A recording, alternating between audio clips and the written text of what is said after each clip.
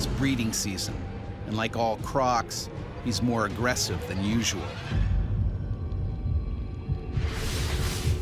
Jeff heads up for air.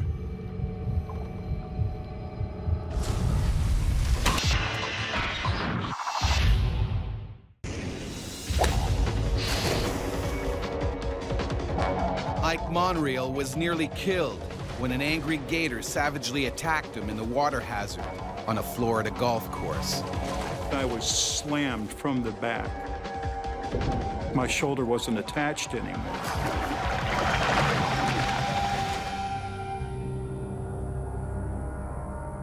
The Tampa Palms Golf and Country Club, Florida. The kind of place people come to kick back and enjoy the high life. But its ponds and lakes are also home to creatures that have barely changed since the dinosaurs. Alligators are very common in Florida, and almost any freshwater system can have alligators in it. And that's one of the things that people need to be aware of, is that just because they haven't seen an alligator in an area doesn't mean there isn't one right now.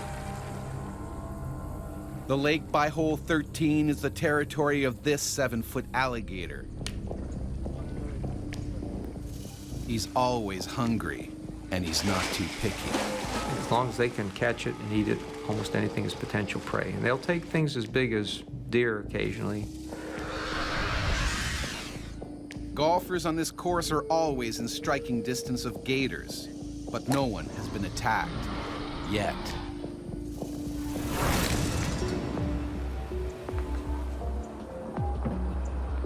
"62-year-old Ike Monreal owns a golf ball retrieval service, diving for lost balls in the lakes here. He normally pairs up with one of his sons, but today he's working solo. Well, I get as many as 12,000 balls in a single day. And at this time and point, I was being paid 8 cents per ball. Ike's been doing this job for the last 15 years and knows how dangerous it can be. I've been nudged not knowing the alligator was in the water. That happens. They'll stay down for 15, 20 minutes. So I've been bumped, nudged, nipped, tail whipped. Almost all of us divers working in the southeastern United States, we have close calls like that. The gator is getting hungrier by the minute. The hot weather triggers its need to kill and feed. Alligator activity is related to temperature. When temperatures get to their highest, alligators are trying to feed on a very regular basis. That's a big concern for Ike. When I approach a lake, I'll look and make sure I'm the only participant in the water. He sees a familiar sight. Saw the usual 7.5 foot gator that's there all the time.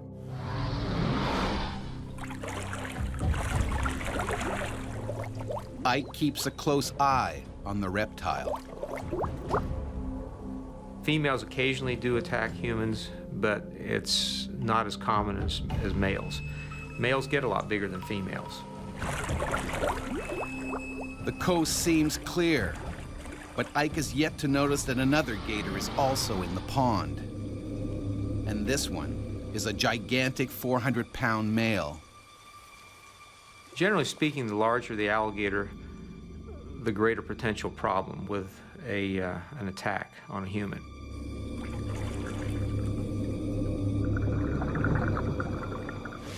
Ike gets on with his job. The limited visibility means he can't see the 10-foot gator coming straight at him. A gator determined to protect his new territory.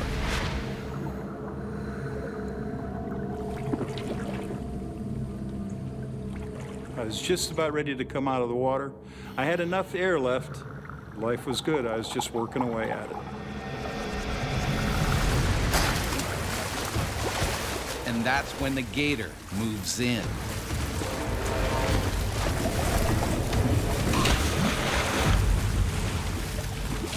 All of a sudden something clicked in the alligator and it says, I'm going to go ahead and give this a try. Searing pain shoots through Ike. The horrific force, the slamming effect, the excruciating pain, and I knew it was going to be life or death.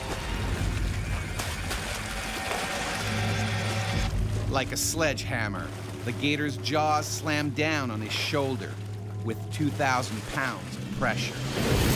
Teeth are very sharp and they can lacerate and tear, but they don't actually sever like a shark's teeth will do. So an alligator's teeth are mainly meant for holding on. The pain, in all honesty, on a scale of 1 to 10 was an 11. I have never felt that kind of pain before in my life. If the prey item's too big to swallow whole, they'll try and spin off pieces. Ike sees his left shoulder disappear into the gator's jaws. One quick spin, and his arm could be ripped right off. I couldn't bring my arm back to me, so I thought I had already lost my arm. Ike stares right into the eye of a monster.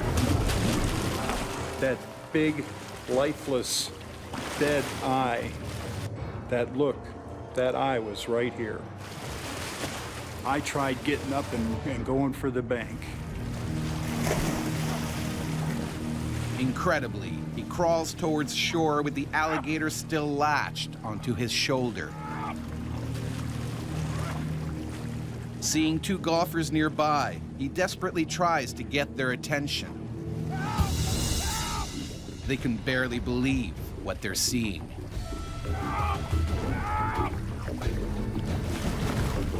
Ike is fighting for his life.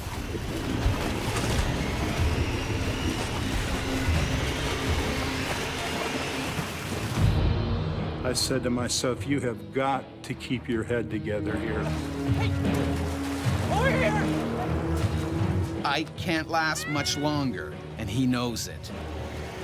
As well as being ripped apart, he could easily drown.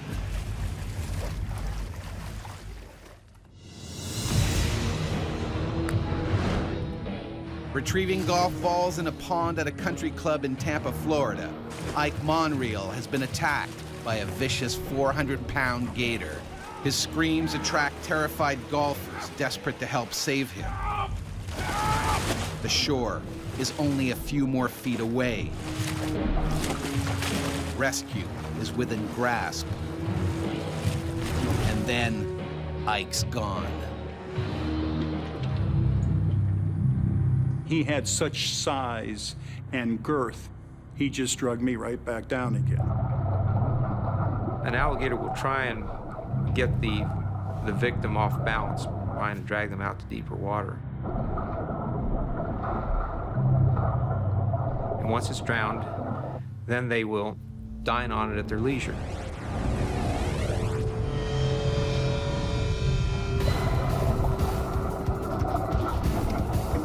Ike struggles. He needs to make sure that he keeps his oxygen supply. Without it, he will die in minutes. I said to myself, you pass out, the regulator falls out of your mouth, and you're gonna die here. That's when I prayed to God.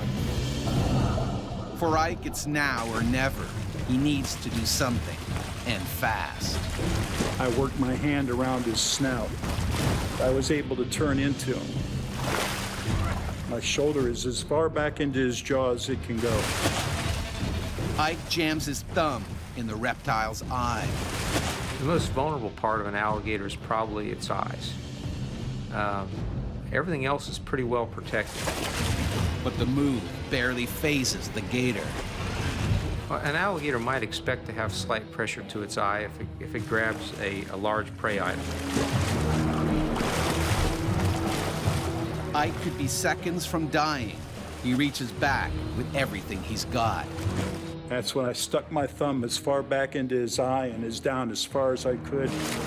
The move stuns the gator. But then when he went further in, This was something that was totally unexpected by the alligator. He just went ballistic. The bite got worse, and that's when he tried to roll me. They will grab a hold of an appendage and then spin in the water to try and get that appendage torn off. He's in so much pain, Ike can't keep his thumb in the gator's eye socket. I was thinking that it was, you know, the demise. The end was there.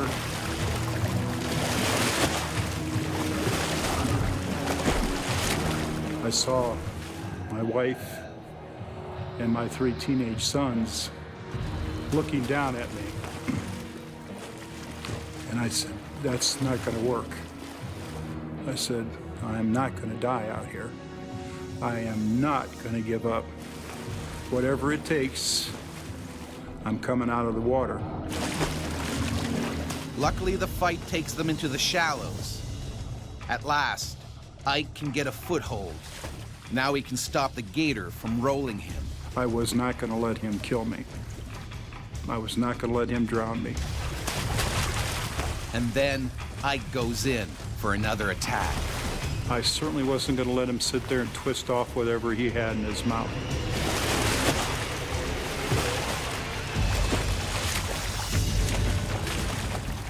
I took my thumb again, took a deep breath, and slammed it in his eye socket. And I swear I got halfway to his brain.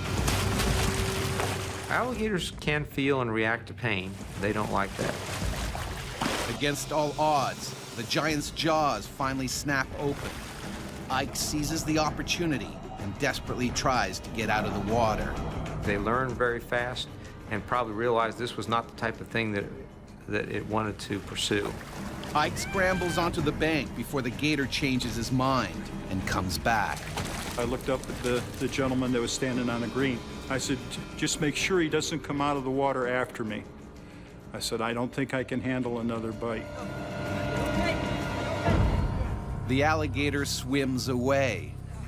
He went out into the deeper part of the swamp. And at that point, I knew I was safe. Are you all right? Are you okay? He dislocated my shoulder. My shoulder wasn't attached anymore. There were teeth holes 1 inch across, 1.5 inches deep over the shoulder. Careful. Paramedics on their way. It's bad, but things could have been far worse. Ike's 17-year-old son had originally been scheduled to work that day. He wouldn't have had the size or the experience. The horrific fact of all of this is I would have lost my son. Ike may never fully regain the use of his arm. He and his sons have not returned to the water since the attack. My sons do not dive anymore. My business is Ike and Sons. My boys I'll not let go in the water anymore. So do I want to get even? You betcha. 4 hours after the attack, a state-licensed trapper captures an 8-foot alligator from the lake, 50 feet from the scene of the crime. If we didn't do that, there is no doubt there would be a lot more attacks because alligators become habituated, and if they have a successful attack, they'll come back for another one. Ike doesn't believe the trapper got the one that wanted him as prey. I think she trapped the smaller, the 7.5, 8-footer that was there. And I do not think to this day that it was that smaller gator. In that case, the gator that nearly killed him is still out there.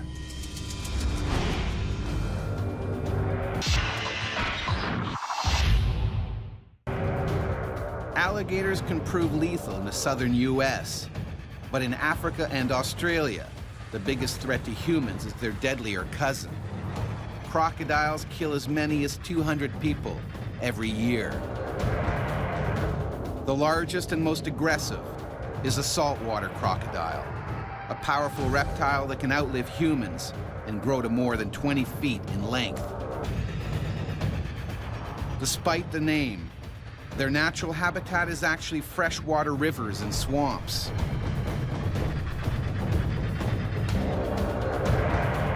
What makes them so deadly is their uncanny camouflage. In September 1872, Australian Constable William Davis decided to break police regulations and take a refreshing swim in Darwin Harbor. Davis spotted a log floating some distance out and swam over to it. Suddenly, the log started swimming towards him, very quickly. Davis soon realized it was a saltwater crocodile that had left a river and headed into the harbor. But it was too late. As Davis started to swim away, the croc zeroed in, its jaws crashing down on his head. Constable William Davis became the first police fatality in Australia's Northern Territory. More than 100 years later, amateur diver Jeff Tanswell was also savaged by a saltwater croc. It turned a snorkeling trip into a bloody battle for his life. Dad! And we were screaming, "Don't let him eat me, just don't let him eat me." Dad, come on. Come on, grab my hand. Northern Australia. Protected by law, the saltwater croc population has swelled nearly 5,000% over the last 30 years to as many as 150,000. They are man-eaters, and no stretch of water anywhere is safe. On a tidal river, this 12-footer is looking for its next meal. Their diet consists usually of fish and crabs, crustaceans, small mammals, that kind of thing. But an 18-foot crocodile can drag down a buffalo if it really wants to. Although he normally hunts in rivers, today he heads out into the open sea. People have seen saltwater crocodiles swimming past oil rigs and past boats just in the middle of the ocean. And so what's this crocodile doing? It's just swimming from one point to another.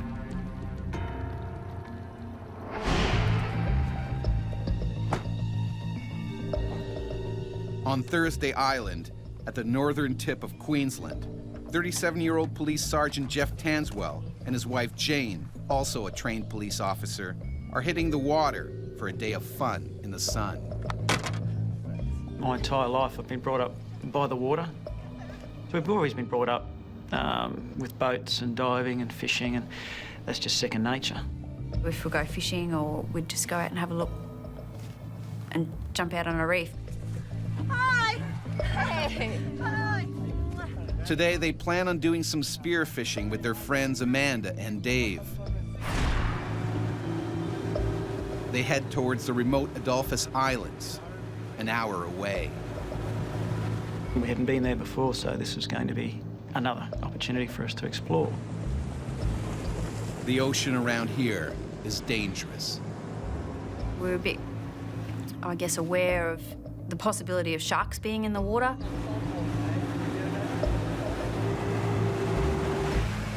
It's something that's always stored in the back of your head. Let's just enjoy the ride, but let's be aware. Keep an eye out for a shark. The last thing on Jeff's mind is running into an aggressive saltwater croc. All I knew was that crocodiles inhabit the coastline, and they need to go from river to river to river. And they do not go out to sea. And that was what I was brought up with. But he's wrong, dead wrong. A wandering killer croc is also headed to the Adolphus Islands on a collision course with Jeff's party.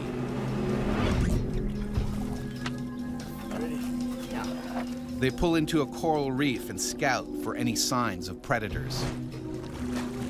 We were making sure that there was no sharks or anything in the water that was dangerous, but we didn't see any sharks.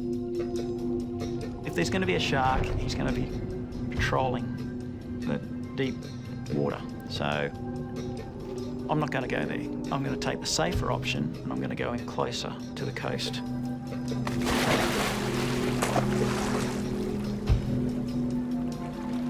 Amanda and Dave are the first ones in, Because they're entering unfamiliar waters, Jeff asks his wife to stay on board.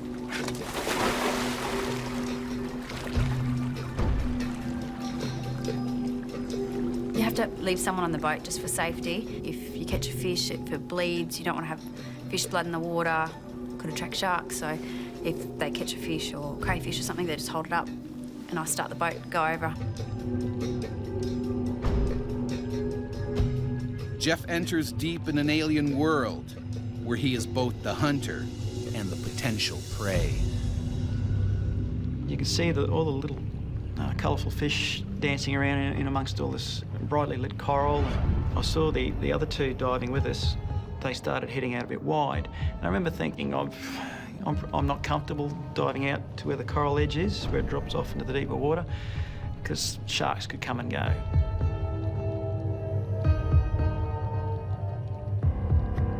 But sharks are not the problem. The hungry 12-foot saltwater croc is closing in. I remember a little voice in the back of my head's going, there could be other big things out here. The giant croc quietly stalks Jeff and his friends. It's breeding season, and like all crocs, he's more aggressive than usual. Jeff heads up for air.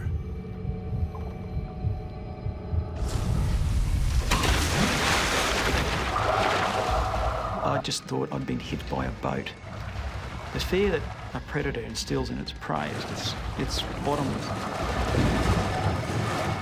No matter how fast you move, if a crocodile's head is half a metre from you and it strikes, you cannot possibly get away. Jane can't quite make out what's going on. And it all happened within a matter of a split second. I remember staring at that bit of water going, did I just see what I saw, or is it my imagination? The crocodile clamps down on Jeff's head.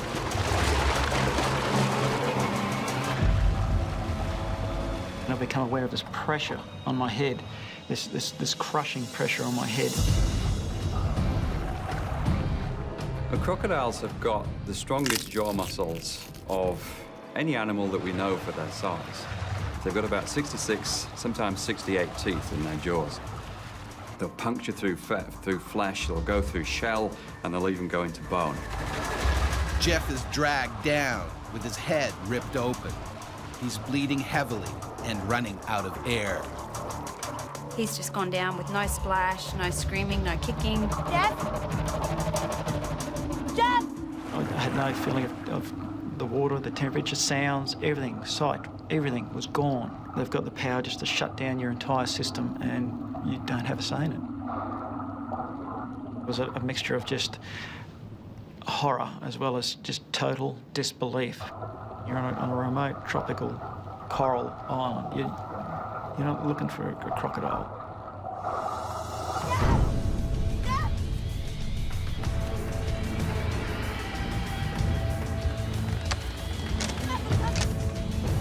Jane starts the boat to stop it drifting. She has absolutely no idea that her husband below is being drowned by a giant croc. I could feel by my neck muscles that he's pulling me down to the sea floor by my head. That is one of the things that a crocodile will do if it wants to overpower its prey. Most animals can't hold their breath for anything like as long as a crocodile can. Jeff knows he can't stay under for more than a couple of minutes. Trying to stop what's going on, but I can't. He's just too big, too strong. I remember kicking madly with my fins. You're just in overload. I don't know if it's adrenaline or what, but it's all your senses trying to work overtime to save you.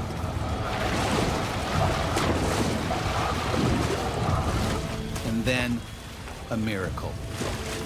I remember seeing the jaws release and the sudden burst of light, and I just shot to the surface. I saw his head come up and him blow the water out of his snorkel.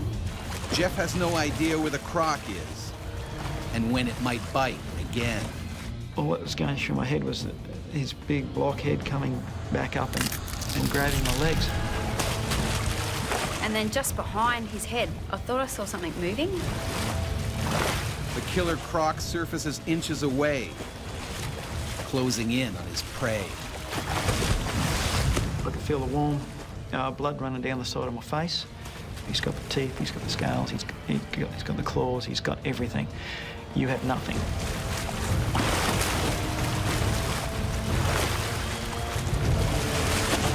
I couldn't believe what I was seeing. It was the most unexpected thing. I remember looking at this thing, and then the brains kicked into gear going, we've got to try and survive this. The croc slowly circles. It sizes up Jeff from every angle. It could rip him apart at any moment. If the prey is large, then it will produce what's known as the death roll. And then it spins its entire body. If a crocodile grabs me on the arm and starts to spin, the weak point here is at the elbow or at the shoulder, and that's where it will dislocate. We all know that these things come back to finish you off. Jeff realizes he may only have minutes to live.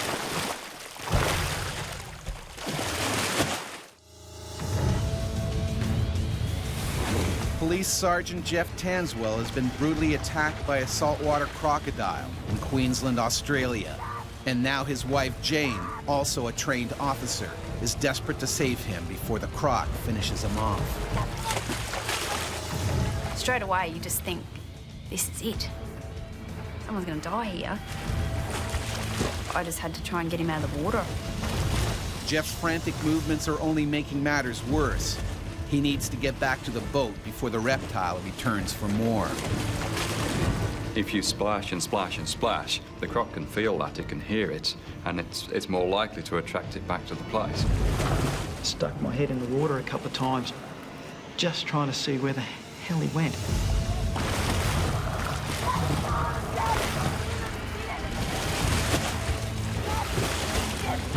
Next minute, I had the boat beside him and I was helping him in the boat from the left-hand side of the boat.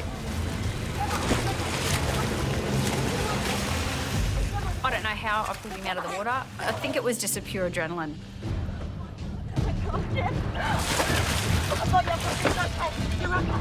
Open your eyes. Open your eyes. Look at me, look at me, look at me. I'm right here, okay? Concerned about their friends, Jane swings the boat around to the other side of the bay and finds Amanda and Dave unharmed. But the monster croc is still somewhere below. Get some towels, cover. Everyone may be safely in the boat, but Jeff's wounds are serious. I got a puncture hole in my left cheek. I got a laceration on my left temple. The left ear was torn. And I got lacerations behind both my ears where the teeth went in, and scratches on my back where his claws went in. It's essential Jeff gets to the hospital as quickly as possible, but they are a good hour away from the coast. He could have a brain injury. He could have some sort of compression on his brain. He could have a stroke. He could also be infected by the croc. Its teeth are covered in mud, covered in bacteria. It's a breeding ground for bacteria. If that crocodile then bites you, it drives those bacteria deep into your flesh, and it can cause a much bigger problem than the bite itself. Crocs kill as many as 200 people a year. And right now, Jeff looks like he might join that gruesome club. We got to the hospital and went straight into the emergency room. I had all my wounds scraped and washed out, which was quite painful. And then they microsurgery my ear and stitched everything back together. He owes his life to Jane's quick rescue and pure luck. Certainly, if it wanted to kill him, it would have. Jeff knows all too well how close he came to death. And there is nothing as terrifying as realising that this thing is going to come along and eat you, and you can't do a thing about it. No further attacks were reported in the Adolphus Island region that summer. Most likely, the saltwater crocodile returned to the coast and headed upriver.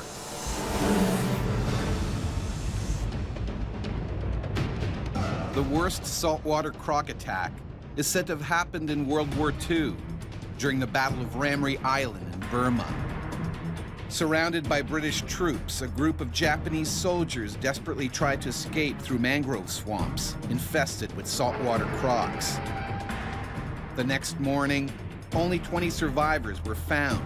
Nearly 400 may have been devoured by the hungry crocs. The Guinness Book of World Records ranks the attack as the worst animal disaster in history.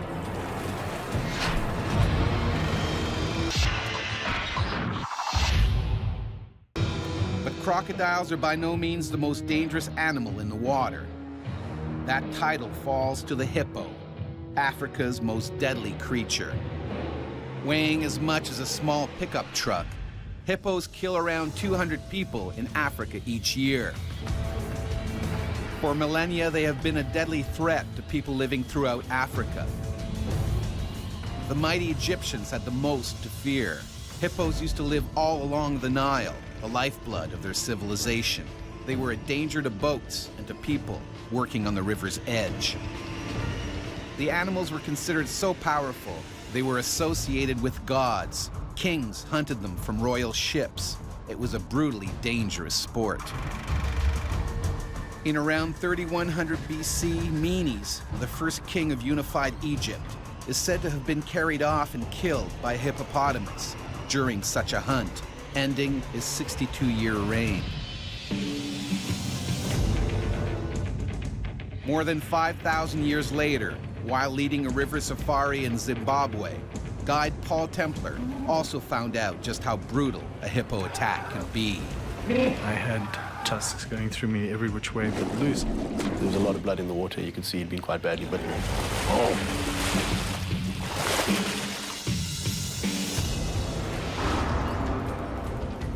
The Zambezi, one of the largest rivers in Africa, and home to this huge male hippo. The lone bull is particularly aggressive. It probably recently lost a fight with another male and was thrown out of its pod or herd.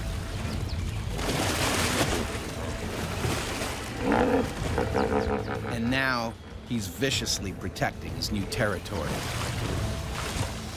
Hippos respond the same way we would if someone repeatedly broke into our homes, with extreme aggression. The bachelor bull has attacked 7 people in the last few months, defending its turf.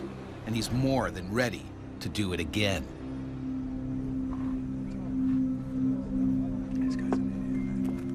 Zimbabwe river guide Paul Templar is enjoying a quiet afternoon off when he's unexpectedly asked for a special favor. Hey, good. That's how you doing, man. Cool. All good. Hey guys, I got plans. Go to Sunset Cruise. I was sitting in the pub when the folks came in and said, hey, we need a guide. So now I had a tough choice to make. Do I spend the rest of my day sitting in the pub, or do I go and lead the canoe safari? No, today. Okay, let's go. I went and led the canoe safari. It's a decision he would soon regret. Good afternoon, guys. My name's Paul. We are the crew responsible for taking you down this Zambezi River this afternoon. It's going to be a fantastic Paul is afternoon. joined by 3 other guides, Ben, Evans, and his close friend, Mike McNamara. It's a trip they've done lots of times before.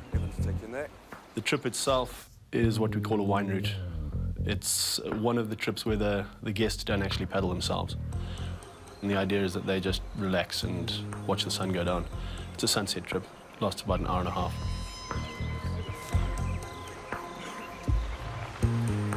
The idea was just to sit back and relax and take in everything that nature had to offer.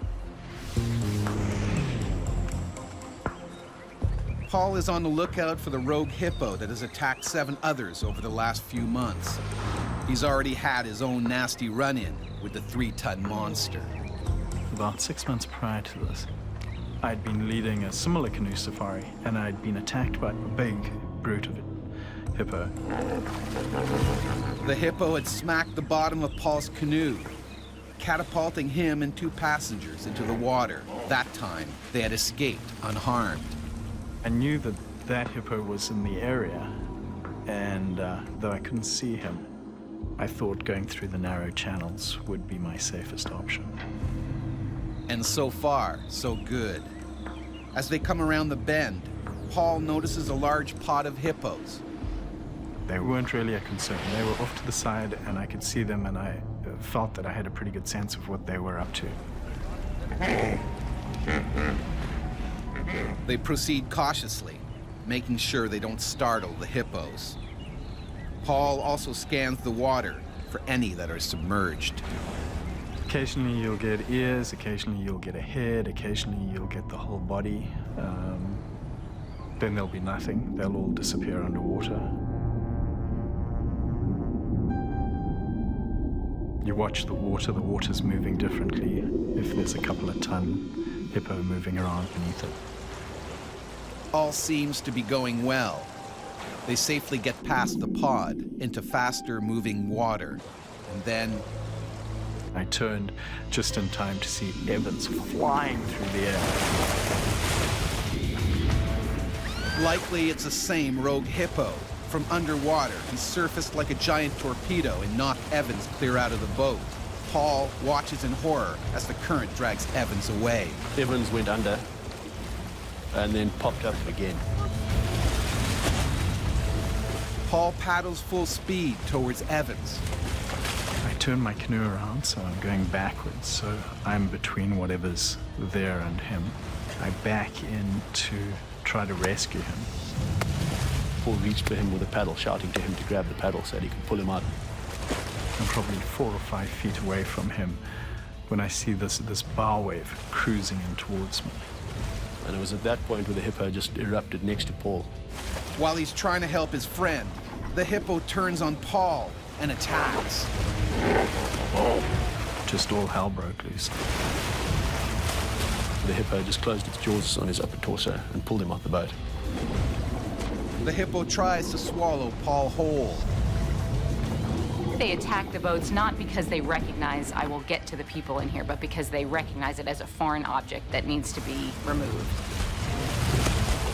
I remember this incredible pressure crushing down on my lower back.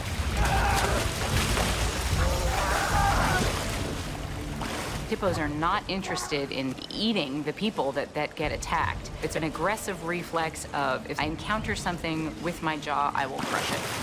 So the crushing comes from the hydraulic press that is their jaw, somewhere on the order of maybe 1,800 pounds. What the canines do is act as hole punchers. They can go through anything. They are strong, they are massive, they are sharp. Paul is kicking and clawing for his life. He needs to get out from the mouth of the beast. Evans also needs urgent help. He's in danger of drowning in the strong currents. There's nothing fellow guide Mike can do. We couldn't get to Evans because the hippo was in the way. Finally, Paul's aggressive struggling pays off. Pushed and pulled. At one point, the monster loosened his grip long enough for me to escape. I just sucked in a lungful of fresh air, and I came face to face with Evans. But Evans doesn't look right at all. I got the sense that all was not well. He wasn't going anywhere. I think terror and panic had quite literally overwhelmed him. For Evans, it's too late. He's drowned in the strong current. He literally just rolled his eyes up and he sank and he was dead. And that's when the hippo zeroes in on Paul again. At this point, it was all up to the hippo, and really, there's nothing you can do. This time, the hippo is clamped down on Paul's legs, tearing into skin and bones. The hippo started the attack and was not going to finish the aggressive behavior until the intruders were gone. It happened very quickly, and you could see that it was a serious attack. That there was going to be some serious injuries out of this. They don't just try to win, they try to destroy their opponent. One of the clients watching later said that it was like watching a vicious dog, literally just trying to rip apart a rag doll. These huge tusks tearing through my torso as he drove me underwater.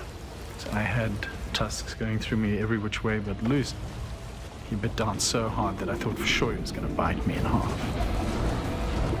The hippo has speared Paul badly, and now he starts dragging him down to drown him.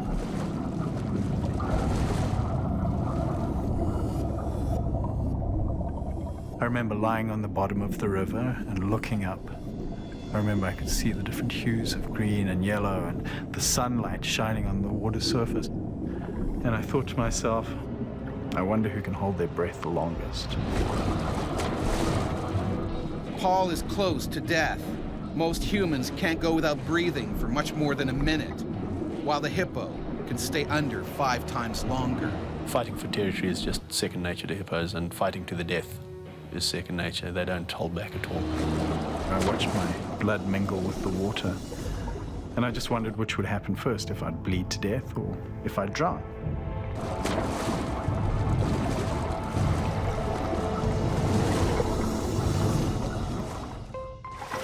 During a bloody hippo attack in Zimbabwe, Africa, one man has died, while another, river guide Paul Templar, has been gored by the creature's teeth and dragged to the river floor. And now, Paul is also drowning. All anyone can do is look on helplessly. The amount of blood that was in the water showed that Paul had been bitten very badly. There's no sign anywhere of Paul. There's no way he could have survived the second attack. I didn't think I'd see him again. And then Paul popped up. But then the hippo spat me out again, giving me another chance to escape. Barely alive, Paul is bleeding badly. Mike guns forward on his kayak to save him. He knows there's not a second to lose. I was just shouting to him to grab the front of the kayak.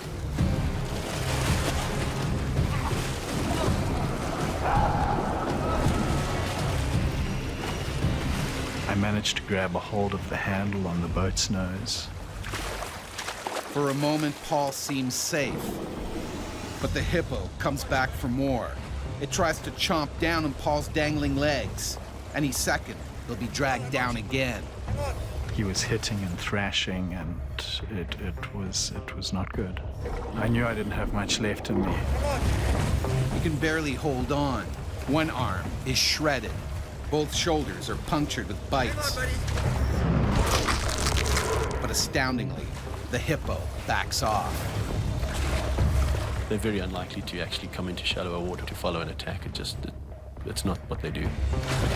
To get to the shallows, Mike has to fight the current. Paul is losing his grip. I was bleeding profusely. I was getting weaker. Paul hangs on. Mike paddles wildly. It's a race against time. I paddled to a point where there was a tuft of grass on a small rock sticking out of the river. The longer it lasted, the more it sapped my energy. Finally, they reach the shallows. I don't know how we do it, but Mac dragged me out of there. The hippo then stopped the attack, moved back, and popped up, but not actually following us into the shallower water. Out of his element, the hippo gives up the chase. Paul, I got you, buddy. Just hang in there. Paul is barely alive. Paul, hang on, look at me. Look at me, buddy. Just keep breathing. We got you. He needs medical attention desperately. To make matters worse, the first aid kit and a radio have both washed away. His arm, from what we could see without ripping the sleeve off, had been bitten through the bone 2 or 3 times. It was shattered. And a bite mark through the shoulder that you could virtually see daylight through. He was bitten through the foot. Look at me. Look at me, Paul. Look at me. Stay with me. Something that's working. Mike and fellow guide Ben try to stop Paul from bleeding to death. And started literally putting pressure on arteries to try and just stem the bleeding that was still coming. I can feel my lungs full of blood, man. Thinking fast, Mike uses the only thing available, cling wrap from the safari meals. They seal all visible puncture wounds on Paul's chest.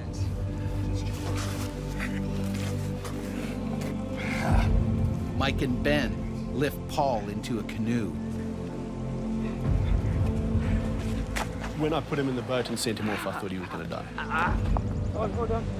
He definitely didn't look as though with those injuries he could survive. The only way out is right through the killer hippo's territory. What we're seeing is an animal under stress. The first time that someone breaks into your house, maybe you won't fight them off. The second time, maybe you'll fight them off a bit more. By the 10th time, you know, you're armed and ready to go. But as we were pulling out and this angry hippo was still there, I thought for sure he was going to come and finish me off. But the hippo chooses to stay put, and Paul is quickly taken downriver. By chance, along the way, they meet a local medical crew conducting emergency drills. There's a shock trauma team who are just practicing. Just go figure, a couple of minutes away. They take Paul on an 8-hour drive to the hospital, where he learns that his arm is beyond repair. They took off part of this arm. They took it off just above the elbow to start with. I got gas gangrene, which meant that my body was rotting from the inside. So they ended up having to chop more of me off. In the end, his arm is amputated. Mike and the river raft clients are rescued later that night. A search party is sent out for Evans. It was a full 2 days before we found his body quite a bit further downstream. It had washed out.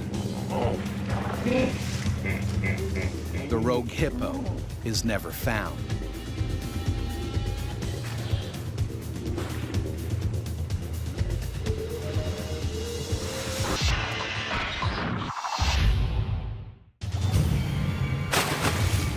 When Australian Eric Nearus went diving for shellfish in 2007, he was nearly bitten in two by a great white shark.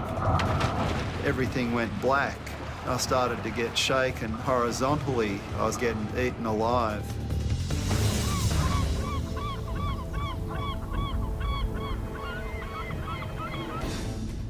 The great white shark is top of the food chain. Hardly changed since the dinosaurs, it's the ultimate killing machine. This full-grown shark is now targeting Cape Howe on the south coast of Australia. The strong currents here attract fish, which attracts seals, which are the shark's favorite food.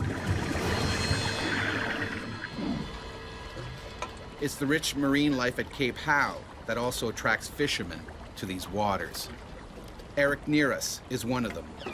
He specializes in abalone, a large sea mollusk and culinary delicacy. I call myself an underwater labourer. Basically, we crawl around the bottom of the ocean measuring abalone and collecting them. It's a pretty strenuous job. If I don't catch a certain amount of abalone each month, I don't make any money, so I can't pay my bills. To tell you the truth, that day I was only half-heartedly getting ready to go to work. Being school holidays, I could have found something more interesting to do, like take the kids out to a park or the movies and have a family day out. Today, Eric's 16-year-old son, Mark, is joining him. He's working as a deckhand. Mark was only out with me to make a bit of pocket money for himself. He'd only deckied for me about 4 times, so he wasn't actually what you'd call experienced at all. Mark isn't as comfortable as his father in these waters. Every time we've been out before, like, we've seen sharks, and there'll be sharks, like, just fly in front of our boat. I don't know, it was just a morning, like, it was real freaky morning, like, real quiet and, like, no noise or nothing like that. Sort of think to yourself, something's gonna go bad, something's gonna go bad. Mark's intuition is dead on. A hungry great white has returned to these familiar waters, where it hunts its favorite prey, seals.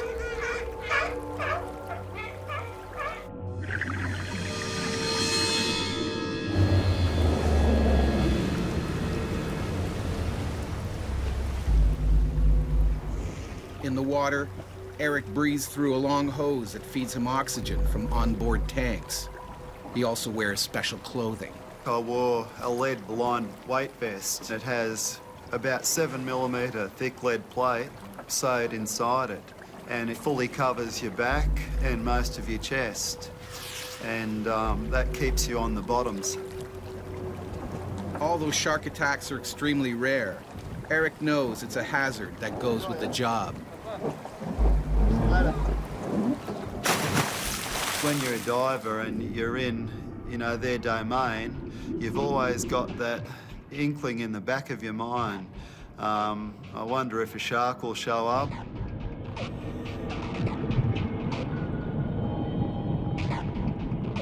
The water was actually dirtier than I normally would like to dive in. That's when you start to even imagine that there's something out there, and the hair on the back of your neck will stand up, and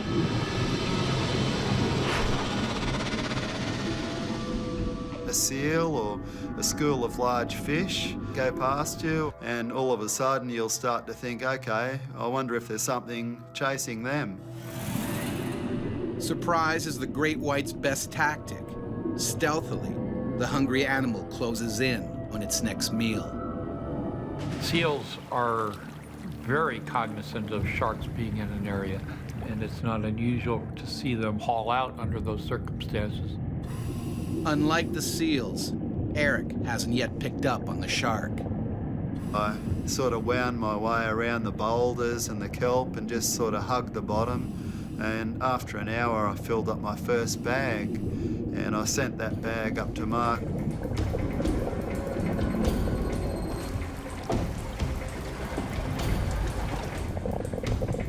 I remember looking up at Mark at the hull of the boat. I could just see it, and I thought, beauty, Mark's doing his job. He's right above my air bubbles. He's a good kid. He's following me. He's not too far away. Mark's not sure why, but he can't shake the feeling that something's not quite right. It was just weird, like, and I kept going over the side of the boat and looking down, and didn't feel right. Didn't at all.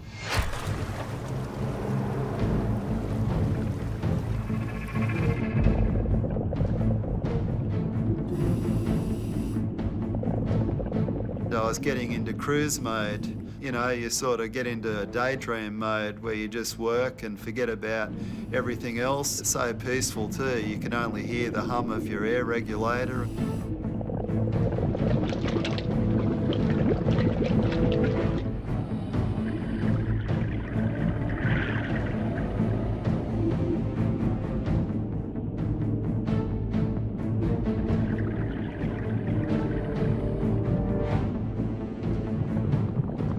Humans wearing a black wetsuit are doing a pretty darn good job of making themselves look like a seal or a sea lion.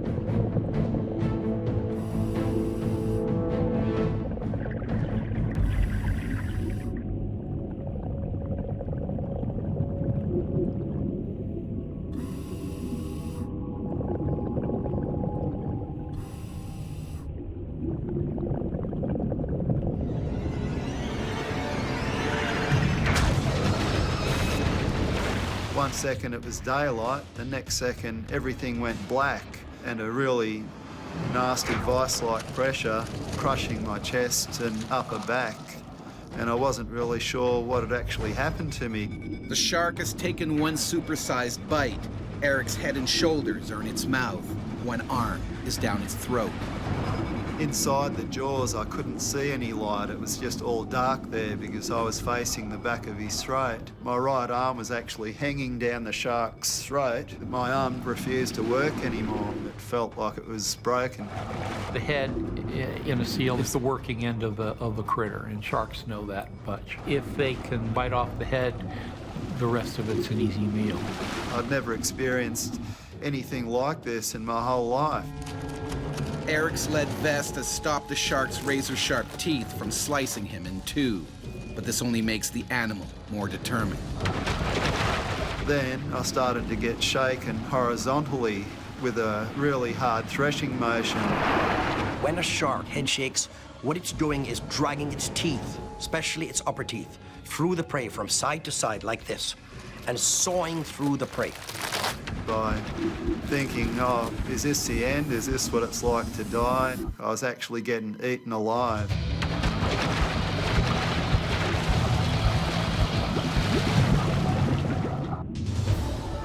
A great white shark has half-swallowed abalone fisherman Eric near us. All that's saving him from certain death is his lead diving vest. My instinct kicked in, and I had a free left hand, and I started to feel around the jawline of the shark, and I reached up higher, and I felt a slimy membrane. I realised that must have been the eye. Eric gouges his fingers deep into the shark's eye. Anything we can do that demonstrates to the shark that we're big and strong and are willing to fight back is a good thing. Surprised by the counterattack, the shark begins to loosen its hold. And I started to wriggle out backwards a bit, and I wasn't sure if I was going to get out or not. And just as I thought I was going to be free, the bottom jaw closed, and I felt these teeth going into the back of my head, into my skull. I twisted as hard as I could again, trying to gouge the eye, and the shark reacted again. The animal at that point reacted by letting go as a matter of defense for its own self. Sharks aren't dummies. Eric caused it pain. It realized that it had a formidable foe there in the water. The shark was looking at me like face to face. It's the scariest sight I've ever seen. As Eric's blood seeps into the water, the shark waits for its prey to weaken even further. The white shark will bite and let go its prey to cause exsanguination, leaves it to bleed to death till it gets weaker, and then it comes in to finish it off. You really think your time's up. You think, okay, it's got me. It can fly into me and finish me whenever it likes. When you're in a situation where you feel you're going to lose your life, you get a few thoughts that flash through your mind. And I thought about Mark. He'd never see me again. And I knew the mental effect that would have on a 16-year-old. Sort of tried to calm myself down, and I thought, well, if I panic, I'm only going to be dead anyway. Eric is faced with a life or death decision. Swim to the surface, or try and hide from the shark somewhere on the sea floor. The water was going a dirty brown colour around me from blood loss. Blood attracts sharks, and that's when I made the decision that I was going to go to the surface. And as the shark slowly circled me, I spread my legs and arms out a bit so it could see that I wasn't a seal. I was something, you know, different to what it normally would eat. Eric heads for the surface. It's a gamble that could cost him his life. If the animal reacts to the sudden movement, Eric's finished.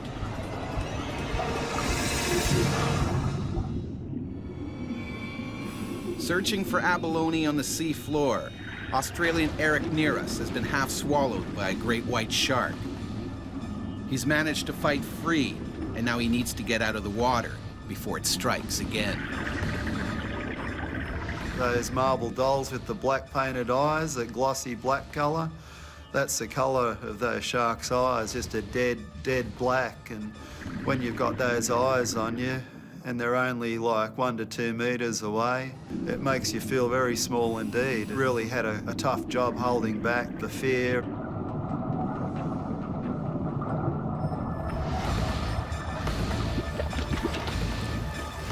Eric breaks the surface, but the 15-foot monster is still circling below.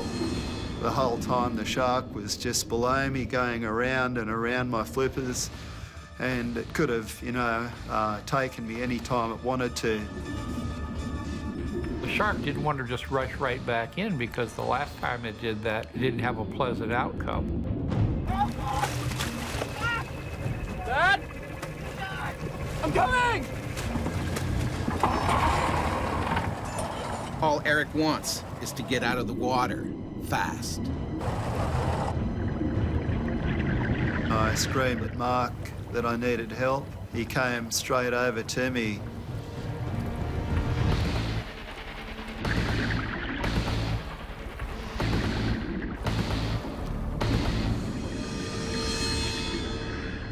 Ed makes it out alive, but his wounds are horrific. I suffered a broken arm, a broken nose, 4 teeth went into the back of my skull, and my other teeth marks are in my chest. So thank God for that lead vest, or I wouldn't be here now. Eric tried to return to abalone fishing, but fear kept him out of the water. Now he works on dry land as a security officer. I can't even say how much it hurts still to this day, like, the knowing that I could have lost the best thing in my life, and like, I just don't know how to say it. Like, there's no words that can literally say it. When you've had a narrow escape and you sort of feel you've been given a second chance, it makes a great deal of difference to your life, and all of a sudden you start to appreciate things that you didn't even think about before. We're pretty good mates, young Mark and myself.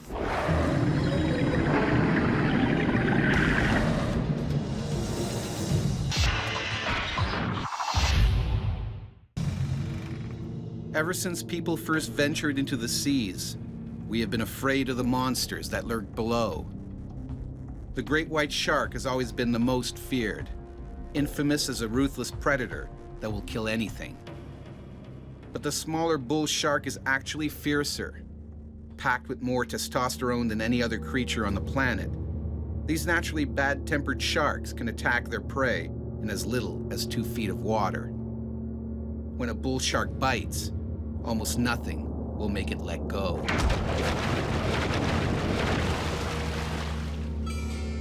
In the summer of 1916, a horrifying series of shark attacks shocked holidaymakers in New Jersey.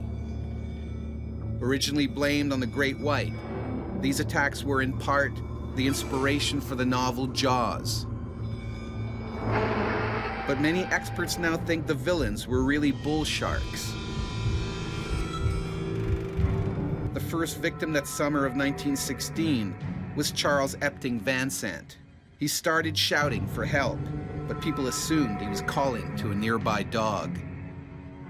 When a lifeguard finally reached him, his left thigh was stripped of flesh. Van Sant bled to death before reaching the hospital. The Coast Guard was sure this was a freak accident, so beaches remained open. A fatal decision. Just 5 days later, a second killing. The ocean turned red when a hungry shark went for Charles Bruder. It bit his right leg clean off. Bruder bled to death before he could be rescued.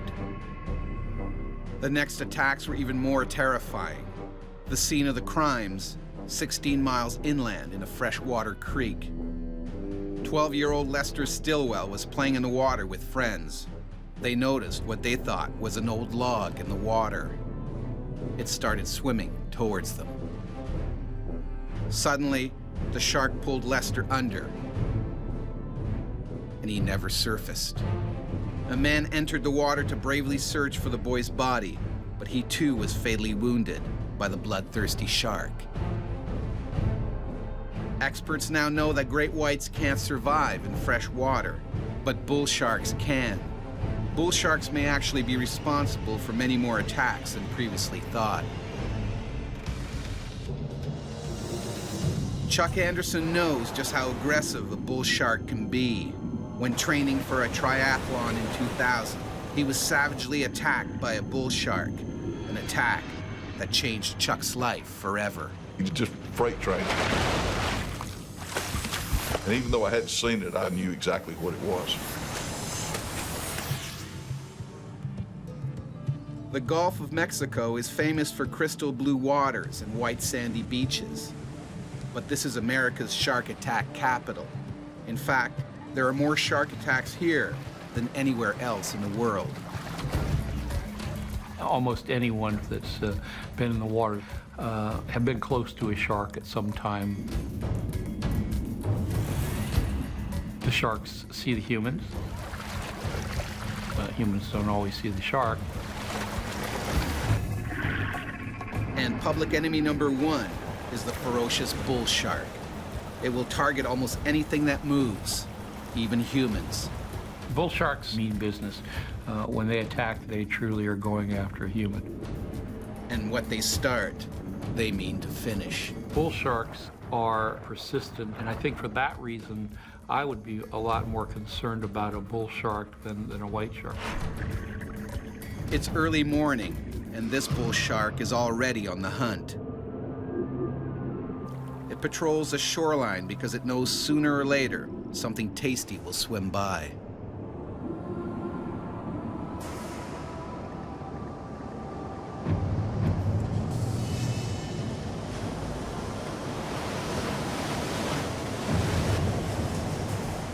Chuck Anderson, a former football coach and father of two, is training for a triathlon. Today, he intends to train in the ocean. He is joined by friend Richard Watley and four-time Hawaiian Ironman champion Karen Forfer. I was very honored to be swimming with Karen that day. She was such a good swimmer, and the male ego of keeping up with a 64-year-old lady kind of kicked in automatically. The swimmers know there are sharks in these waters, but they're prepared to risk it for the love of their sport. I always was a little bit leery when I got out there. I was constantly looking around and that sort of thing, but still in the back of your mind, it was kind of always there. And I remember thinking, gosh, I was a little bit nervous out there that day. Picking up on the erratic movement in the water, the bull shark moves in closer to investigate. Humans are not a natural part of the sea. As a result, we as humans are engaging in provocative acts simply because we splash so much, we make so much noise, we do so many other things that are attractive to sharks. Chuck's friend swims alone in a deeper water where there is less of an undertow.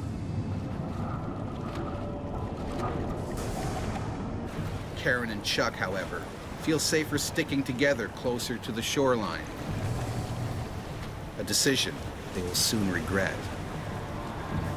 After 5 minutes, Chuck finally gets into a groove. His mind is now focused on outswimming Karen. Then we got to a place that I knew were an old set of piling. Pier was built there and it blown down during Hurricane Frederick back in the late 70s. That's essentially an artificial reef. First, various invertebrates grow on the piling, then fish come to eat those invertebrates, then bigger fish come to eat those, and then sharks come to eat those. And so it's a natural area where, as a shark, one would go to find food.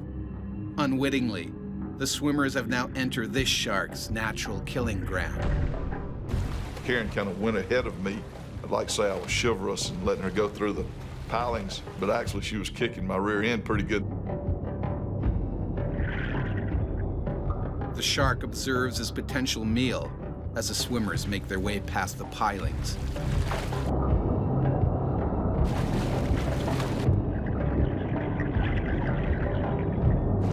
I remember looking at my watch and it was 6:38 a.m.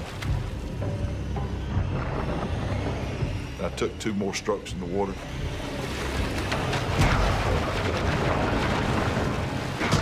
It nailed me. Felt like a linebacker getting run over by a fullback. He just freight trained me. He hit me and knocked me out of the water.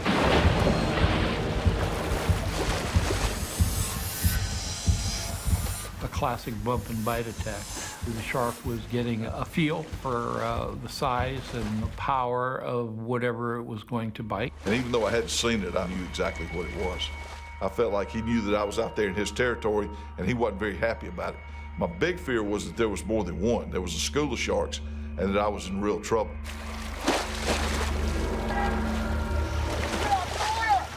I started hollering for Karen, who had gotten a pretty good ways away from me at that stage of the game, to get to the beach. Get to the beach now. Hurry, get to the beach.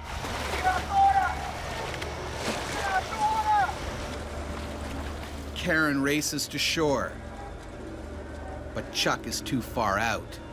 He's on his own. Well, it's a pretty helpless feeling. You know, there was no way I was going to outswim anything that was out there with me. Chuck desperately searches for any sign of the shark. And I was treading water, and I remember looking around on the surface. What Chuck can't see is that the shark is gunning straight for him. I've been a scuba diver before, and when you're down on the bottom, you can see around you. That part of it you can kind of come to grips with and handle because you see what's happening around you. When you're on the surface of the water, I didn't know what I was dealing with. I didn't know where it was coming from. I didn't know when it was going to get to me. I put my face in the water. When I did, up from the bottom was the shark coming directly at me. Chuck begins to panic. He knows the shark could finish him off with one vicious bite. Chuck Anderson is training for a triathlon when he's ambushed by a hungry bull shark. The animal only bumped him the first time, but now it's going in for the kill. I realized that if I didn't get a hold of myself, that if I panicked, that I was going to be in a lot more trouble than if I tried to have a plan and protect myself. And just instinctively, I threw my hands out to push off of him. Chuck's move is disastrous.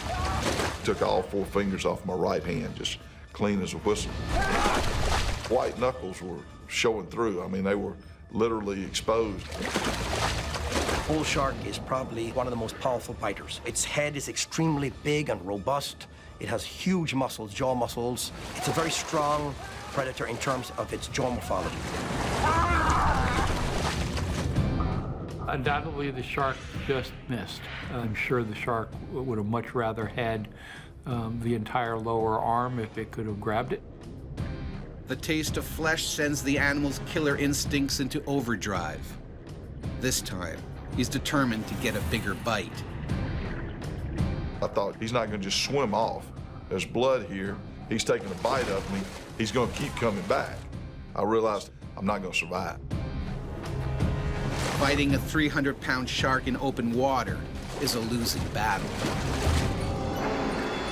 A big fear that I had was that he would attack me from the back. You know, I couldn't protect myself if he came from the back and I couldn't see him.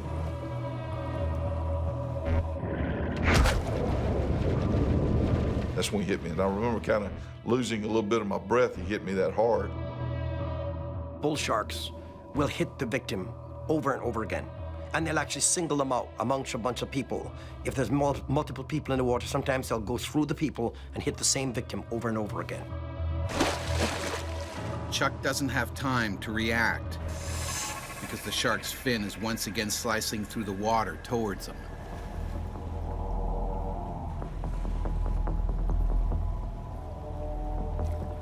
Everything goes in slow motion. You're kind of in a fog, thinking it won't ever end. It's just a strange, eerie type of feeling. My kids kept coming to mind, and I just couldn't imagine ending my life without being able to tell them I love them. I remember thinking if I was going to survive, I had to get mad. The shark opens its massive jaws and drags its prey into the deep. As I pushed off of him, he actually latched his mouth onto my right arm and took me immediately down to the bottom, 12, 15 feet of water.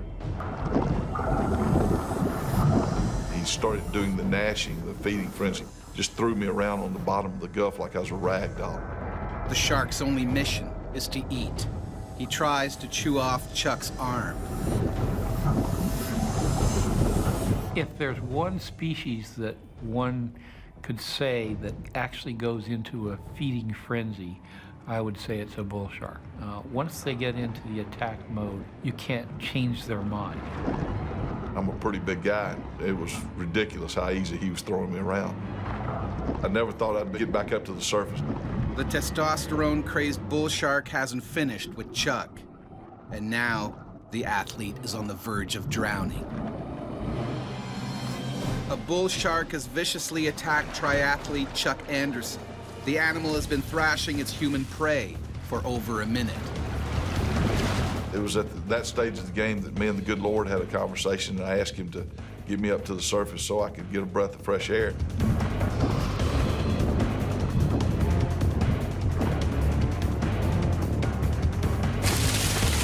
And all of a sudden, I felt my heels dragging on sand. Now the shark's dragging him at high speed towards the beach.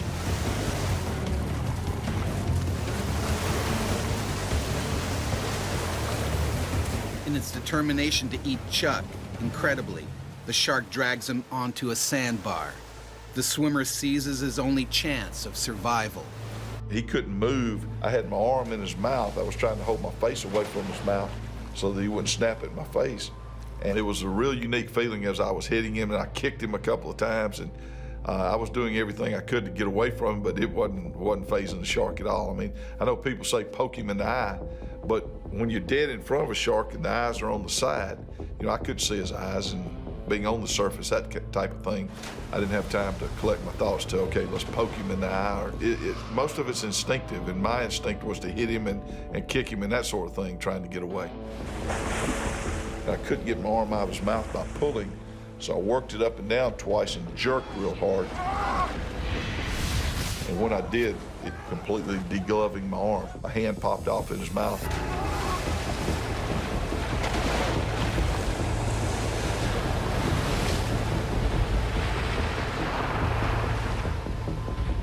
There really wasn't a sense of, oh my gosh, I've lost an arm. It was more of a sense of, oh my gosh, I survived. You know, I'm very fortunate. I should be dead. The shark has lost the battle. It waits for the next wave and propels itself out to sea. Couldn't get a helicopter in to pick me up and take me to a trauma unit. And so I remember one paramedic turned to the other and said, man, if we don't get him to the hospital in the next few minutes, he's gonna die. And I thought, whoa, time out, hang on. That's not an option here now. I thought I was fine. And the guy said, Coach, you're blue, you're losing blood, we can't stop the bleeding. If we don't hurry up and get you to a hospital, you're in real trouble.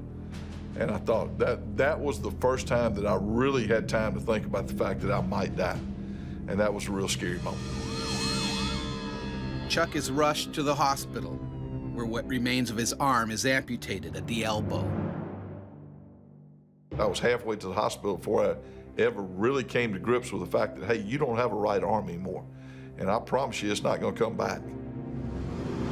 Despite the tragedy, Chuck Anderson is determined not to let it ruin his life. Just 10 months after the attack, the father of two competes in an able-bodied triathlon and wins. My kids were on either side of me, and we crossed the finish line together. And, geez. And I was proud as his dad that I could show my kids, if you work hard enough, you know, you can do whatever you want to do.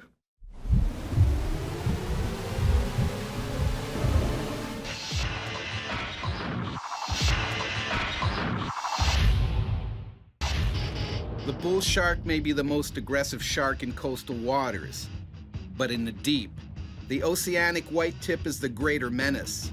About 3/4 the size of a great white, this shark rarely encounters people. But when a ship goes down or a plane crash lands on water, the deadly white tip will target human prey. In fact, the white tip is responsible for the largest ever attack on people.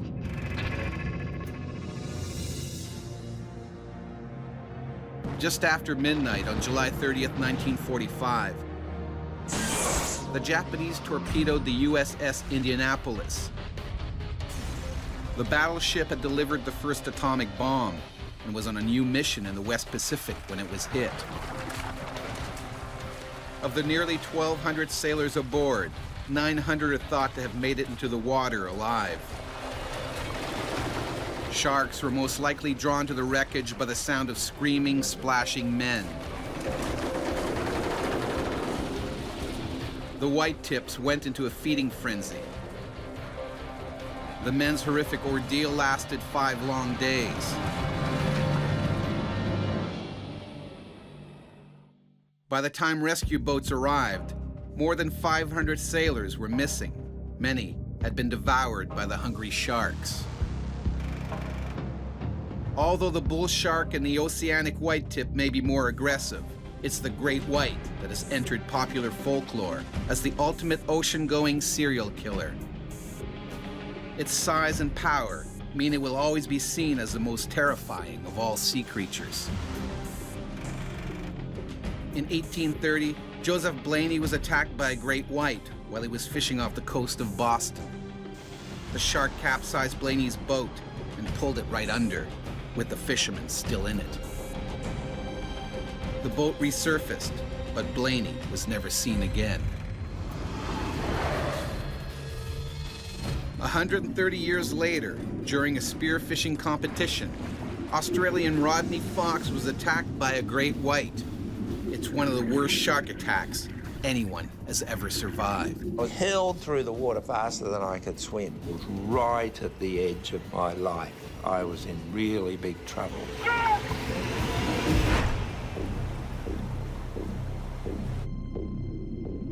This great white shark is swimming the waters of South Australia, looking for food. He's around 20 feet long and 4,000 pounds. He is constantly on the hunt.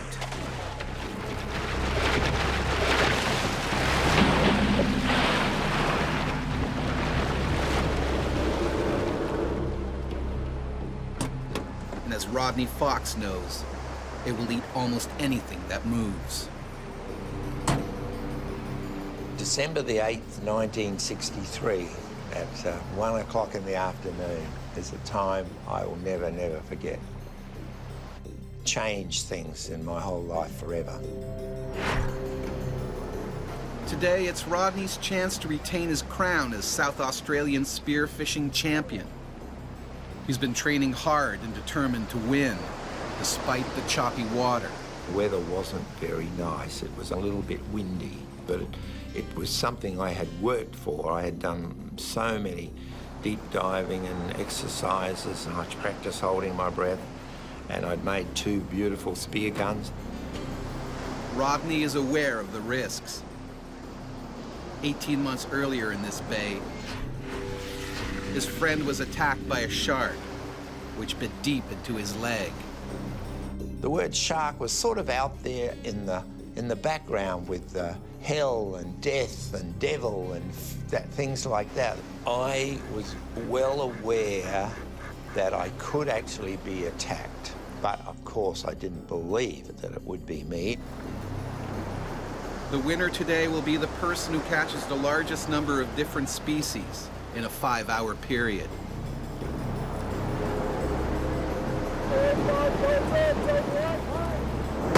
The gun went off and everybody raced towards the shore, and I knew that I had to work harder. You didn't get the fish on the surface, you had to be down there with them.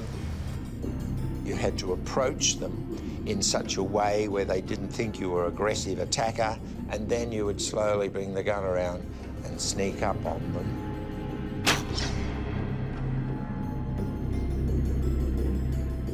Rodney isn't reckless. He takes precautions against a shark attack. What you do is to attach the fish onto a float that you tow with you on about 10 metres of ski rope. If any sharks came along looking for the bleeding fish, they could take them without getting near you. This great white shark may be miles from Aldinga Beach, but its powerful sense of smell soon picks up on the blood in the water.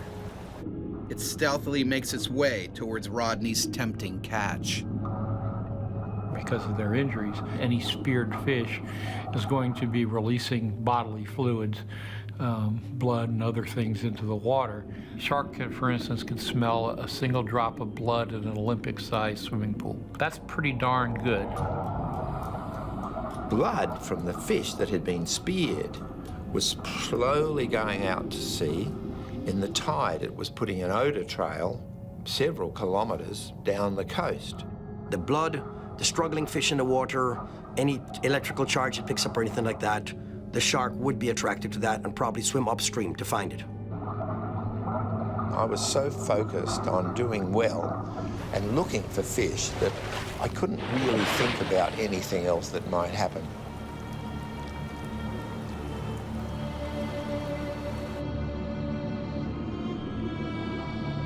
I got a fairly large boarfish, which was really a prize fish and gave high points.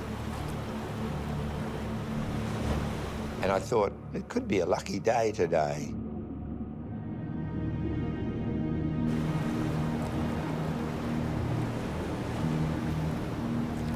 After almost 4 hours in the water, Rodney comes in to weigh his fish and assess his chance of winning. I found out that there was one fish that I really needed that would build up my points.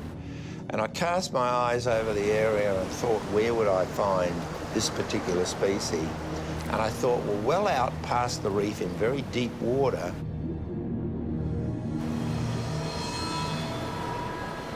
Rodney heads back into the ocean, past the reef.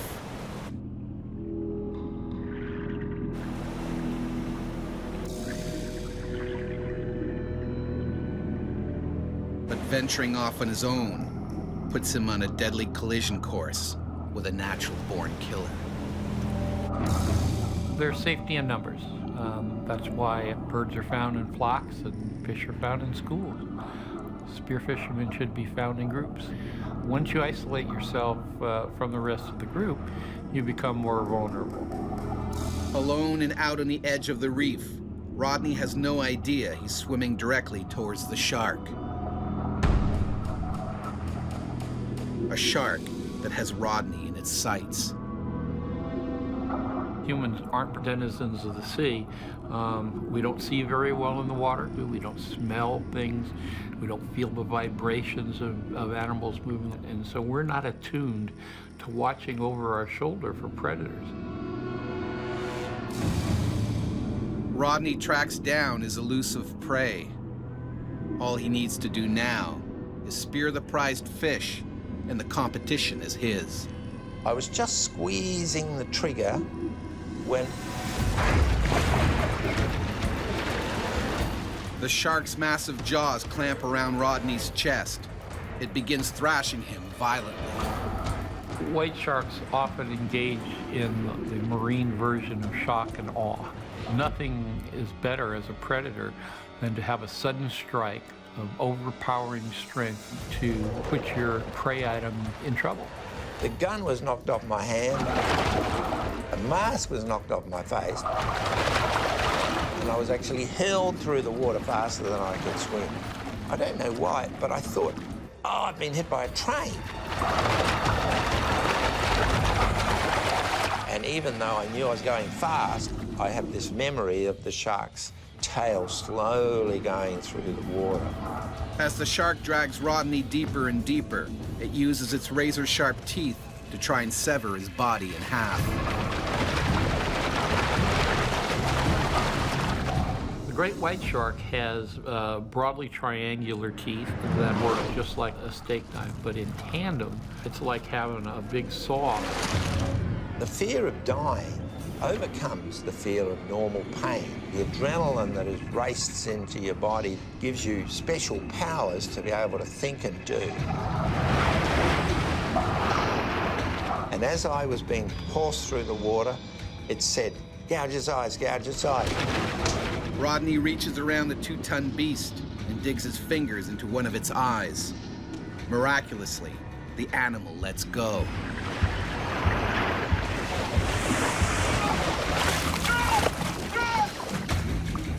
But it has no intention of giving up on a spear fisherman. Gouge at the eyes or the gills of a shark, and that is probably not what the shark would expect.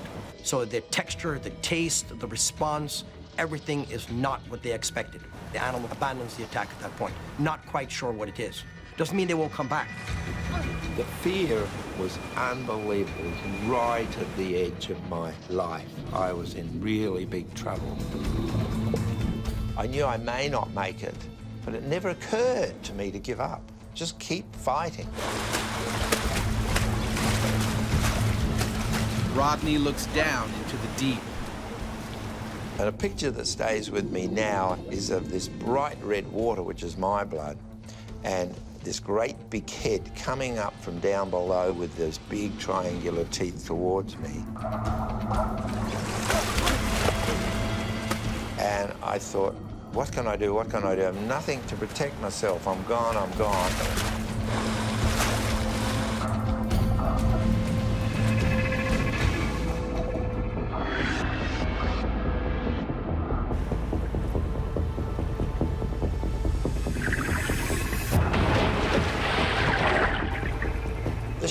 turned, instead of going for me, swallowed the whole fish float with the fish.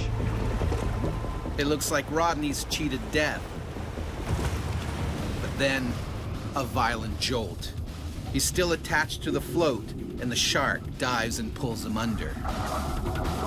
Put my hand on my stomach trying to find the catch, but it must have swung all the way around. I couldn't find it. Rodney is quickly running out of oxygen. He can't hold his breath any longer. Those were the last few seconds that I was going to have of my whole life. In Australia, spearfishing champion Rodney Fox has been savaged by a great white shark. He's survived the first onslaught, but the shark has swallowed Rodney's fish float, and the float is still attached to Rodney. As I was being dragged down, down, down into the water, I was running out of air, and I thought, I'm gone, I'm gone. I can't hold on any longer. I'm going to have to breathe water and drown. With no hope, Rodney gives up the fight. The shark has won. Then, the line snaps.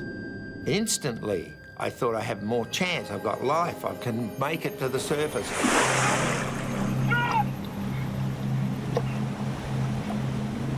Rodney has to get out of the water before the shark returns for more.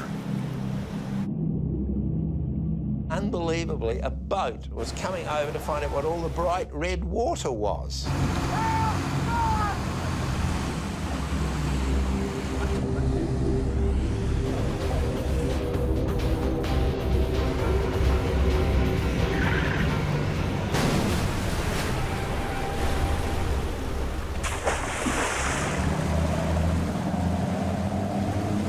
Rodney has only just escaped with his life, but his injuries are horrific.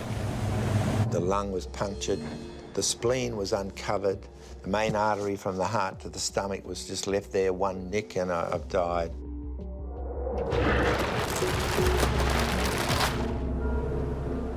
Rodney has cheated death, but before long, the champion spear fisherman returns to the water.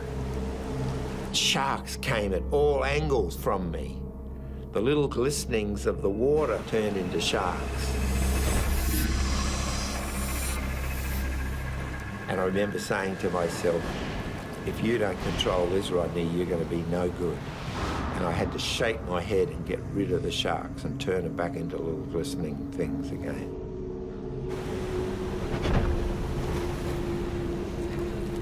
I wasn't meant to go, but you can't get much closer to death than that.